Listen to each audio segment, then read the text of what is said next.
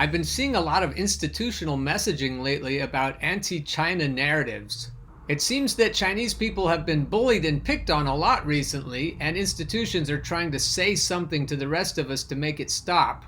Caitlin Johnstone, as usual, has some pithy insight. What we're really seeing with all these anti-China narratives. Caitlin Johnstone, March 19th. There's a good viral thread being shared around Twitter right now by China Daily's Ian Goodrum compiling a small selection of anti-China mainstream media headlines in answer to the New York Times question, why has there been a spike in anti-Asian hate?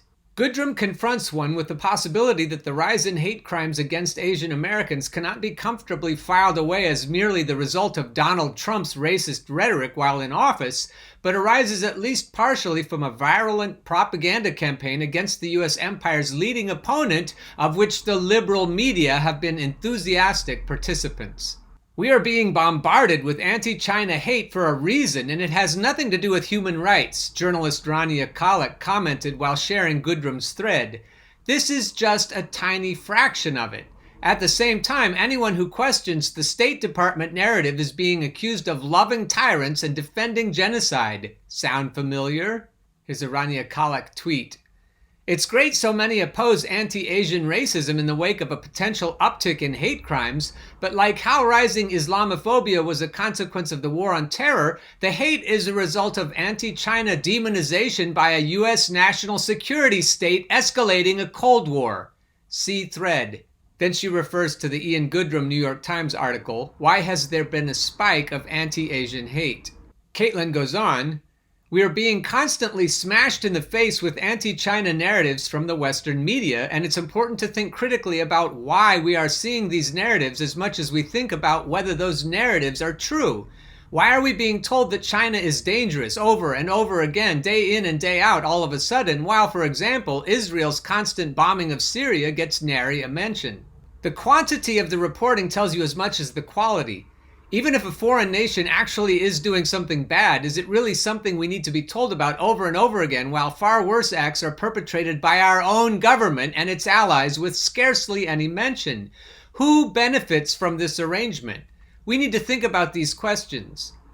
Negative mass media coverage of empire-targeted governments always far exceeds negative coverage of empire-aligned governments on the same issues, like nonstop coverage of protests in Hong Kong while ignoring protests in France, Gaza, Chile, Haiti, Ecuador, etc., which were occurring at the same time. The repetition of these negative stories has more of an effect than the contents of the stories themselves because of something called the illusory truth effect, an odd glitch in human cognition which leads our minds to mistake info we've heard repeatedly for fact. Just by repeating something over and over again, our minds can be tricked into believing that what we have heard is a verified fact and not a completely unconfirmed assertion. This is due to the fact that the familiar feeling we experience when hearing something we've heard before feels very similar to our experience of knowing that something is true. When we hear a familiar idea, its familiarity provides us with something called cognitive ease, which is the relaxed, unlabored state we experience when our minds aren't working hard at something. We also experience cognitive ease when we are presented with a statement that we know to be true. We have a tendency to select for cognitive ease, which is also why confirmation bias is a thing. Believing ideas which don't cause cognitive strain or dissonance gives us more cognitive ease than doing otherwise. This is why more and more people are accepting the narrative that China is a genocidal regime, for example. There's no more proof of the claim that China is committing genocide than there was a year ago. In fact, the claim is far more discredited now, but because the mass media have been repeating it endlessly, you're hearing far more people bleeding that claim. And Katie has this tweet. Someone just told me the US government would have no motive to lie about China. China's set to surpass US as world's biggest economy by 2028, says report. Not only does the US empire have every motive in the world to lie about China as it prepares to surpass the American economy in a few years, it has every motive in the world to lie about Xinjiang, specifically due to its unique role in China's rise and the easily exploited divisions there. It is not a coincidence that the US removed the East Turkestan Islamic Movement, ETIM, a Uyghur group that's been doing horrific things in Syria, from its designated terrorist group list just as it's ramping up its campaign against China. This will be used to advance imperialist agendas. It looks as though the US government doesn't want us to point fingers back in the wrong direction. Back to Caitlin. After the fall of the USSR, the neoconservative notion that the US must maintain unipolar planetary hegemony at all costs became the prevailing mainstream orthodoxy at the heart of the empire. China is the ultimate threat to this hegemony. As Michael Parenti has written, the PNAC plan envisions a strategic confrontation with China and a still greater permanent military presence in every corner of the world. The objective is not just power for its own sake, but power to control the world's natural resources and markets, power to privatize and deregulate the economies of every nation in the world, and power to hoist upon the backs of peoples everywhere, including North America, the blessings of an untrammeled global, quote, free market. The end goal is to ensure not merely the supremacy of global capitalism as such, but the supremacy of American global capitalism by preventing the emergence of any other potentially competing superpower. Because hot conflict is taken off the table in Cold War confrontations between nuclear powers, planetary-scale propaganda campaigns take on a much more prominent role to pave the way for each new escalation. That's what we're seeing in all this recent promotion of anti-China hysteria.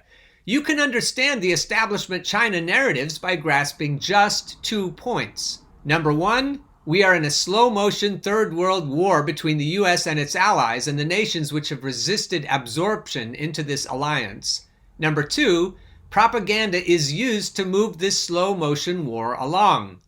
Understand these 2 points and you can understand the entirety of why the Western political/media class is behaving in the way that it is when it comes to international news. With China, and with all nations which have resisted absorption into the imperial blob. I was having a conversation with one of my classes the other day and it came up about war.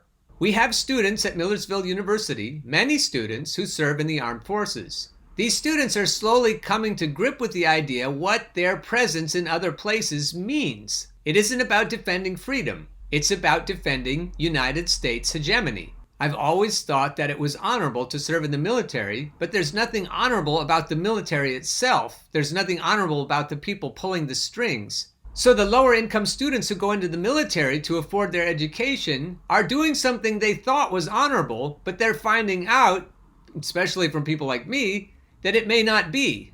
This does not cause what Katie Johnstone would call cognitive ease. This is very painful to introduce and probably even more painful to receive. And once this idea begins to take hold in the mind of a young soldier, it really hurts. Why am I leaving my loved ones behind? Why am I putting my body in harm's way? Why am I risking PTSD? So that the United States can continue to economically dominate and socially and culturally dominate the rest of the world. Yep, this is very painful stuff. My heart goes out to all of you who have been serving in the military and are discovering how corrupt everything about our government is. I'm really hoping that these messages take hold with our young people in the military so that when the revolution comes, they won't be on the wrong side. The government puppets, the politicians, and the other propaganda movers won't have much of a chance if the people in the military won't take up arms against their own people. The plutocrats will have an even more difficult time of it. As soon as those in the military and the police understand who the real enemy is, then we have a chance. Even with as many painful birthdays as I've suffered through, I hope to live to see all of this happen. I hope to live to see when the people rise up and overthrow what we have now and then realize that they can govern themselves through direct democracy.